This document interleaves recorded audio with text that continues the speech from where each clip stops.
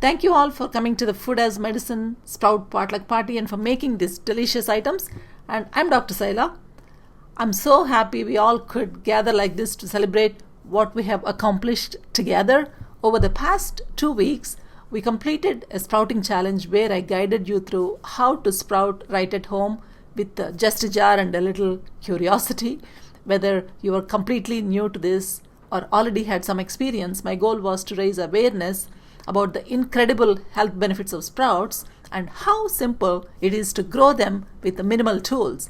We covered which seeds are ideal for beginners, especially those that need some gut support, how to avoid common sprouting mistakes, and creative ways to use sprouts in your everyday meals, from salads, wraps, to smoothies, stews, and yes, even desserts. You can see it here.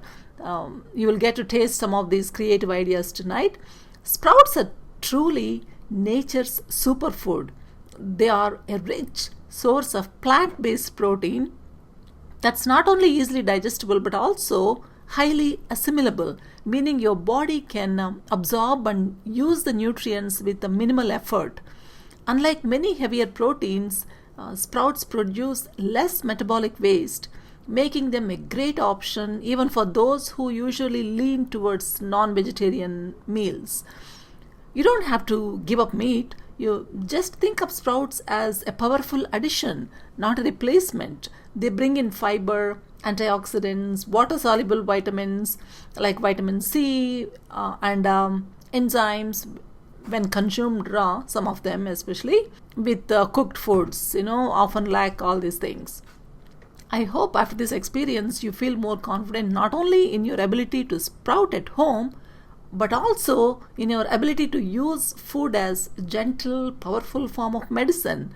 And the most important thing I want to tell you is please take this information and use it up and convey this to your children, who just would like to eat meat as a protein source, and they all need to learn that these things are more useful if they can add this to whatever they are used to eating as a protein source. And since we are celebrating food as medicine, I wanted to touch briefly on an important concept, food combination, especially when it comes to plant-based protein. You might have heard that legumes and grains complement each other, and that's absolutely true. Legumes are rich in lysine but lower in methionine, while grains are the opposite, high in methionine and low in lysine. So when eaten together, even over the course of a day, they provide a more complete amino acid profile that supports your body's protein needs. If you eat lentils and grains like that, it makes a full protein. You don't have to eat protein with every meal. Even if you eat it all through the day, the body remembers it and knows how to put it in this amino acid pool. Before we dive into all amazing dishes, I want to burst one common myth that vegetarians don't get enough protein. If that was true, honestly, all vegetarians should be walking around with no muscle on their bodies. Look at all the vegetarians laughing there. But we know that's not the case. In fact, there are many elite athletes and bodybuilders who follow entirely plant-based diet and thrive. The key is eating a variety of whole plant foods, just like the sprouts we have been exploring. These tiny powerhouses are rich in protein, enzymes, and nutrients your body can actually absorb and use. You don't need to rely on protein powders or processed supplements. Whole foods, when eaten thoughtfully and consistently, provide everything your body needs to stay strong, energized, and balanced. So next time someone asks you where you get your protein, you can just smile and say, from my sprouts, and plenty more where that protein can come from. So we are starting today the tasting journey with something very simple and powerful, methi sprouts infused water. This is a gentle grounding way to awaken your digestion. Methi or fenugreek has been used traditionally for supporting your blood sugar, reducing bloating, and improving the metabolic health. As a sprout infused water, it carries cleansing qualities in a refreshing form. You can see so many varieties of foods we have here, so many salads and mung bean salad. You can taste all these and so many colors. Look at this purple color here. That's coleslaw made with purple cabbage, rutabaga, and vegan mayo. That's so delicious. Purple coleslaw. The recipe is in the hub. Mung bean sprout salad. It is really very delicious salad. I've tried it before. And cucumber, mung beans, and this one is a coleslaw with a purple cabbage. And look at all these colors, like how colorful it is. It's like a rainbow table here, you know. And a vegan mayo, which is a very delicious mayo. It's a great option, alternative for the regular mayo that's loaded with so many other processed stuff. And this one is a moth sprout salad. It's really looks delicious. I haven't tried it yet. And this is green lentil salad. And this one is mung bean sprouts. It's a mixed vegetable, and it has got a lot of spices in it. And she made it like a stew. And this one is our dessert for today, which is a cookie dough made with chickpeas mainly, and almond butter and chickpeas. And I made this one. This is basically lettuce cups with the sprouts, and this has got 3 colors in the sprouts. You can see it.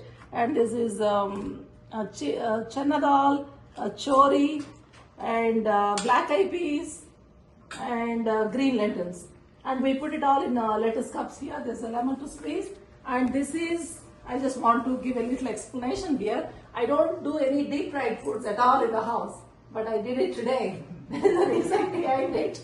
And the reason I did the deep fry is there are some occasions we have guests and we have to deep fry the food. So I want to show you, like, rather than just doing chili bhajis and stuff like that, this is a sprouted beans deep fried in coconut oil. Okay, coconut oil doesn't produce that many bad substances like the processed other oils. So I deep fried. You can even see the oil on the stove.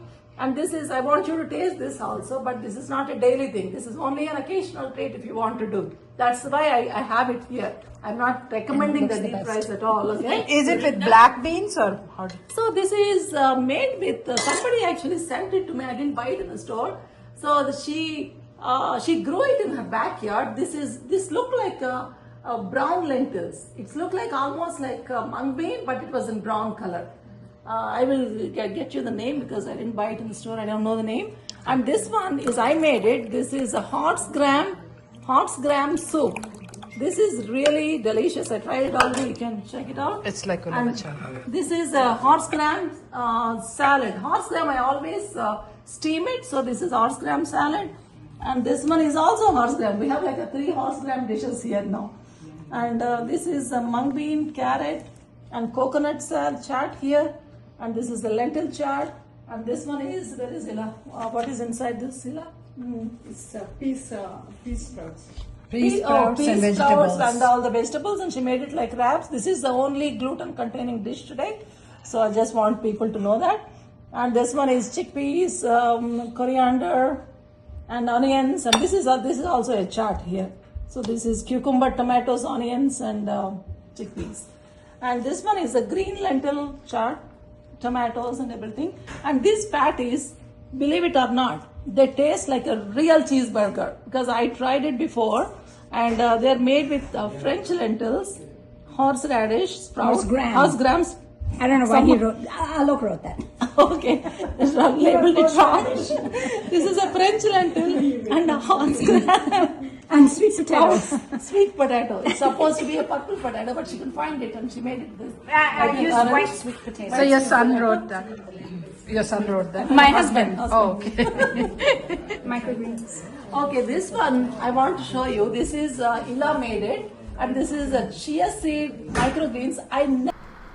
So these are the chia seeds, and it's easy to grow according to her, but I never tried it. She put it on the paper towel and sprinkle the water just twice a day, and it's kind of simple, but I would just probably do it with a new towel rather than the paper towel.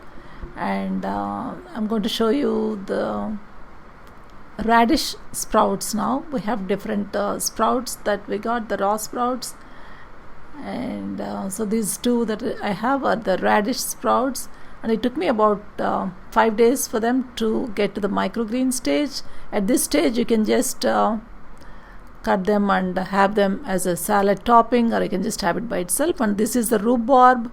A friend got it from her garden. The rhubarb stems are edible, but the leaves are poisonous because they have a high amount of oxalic acid. So but the stems, you can just lightly cook them, and you can add sugar if you want to make it like a jam, or you can do many things with the rhubarb stems. And I guess that's about it for today. Thank you.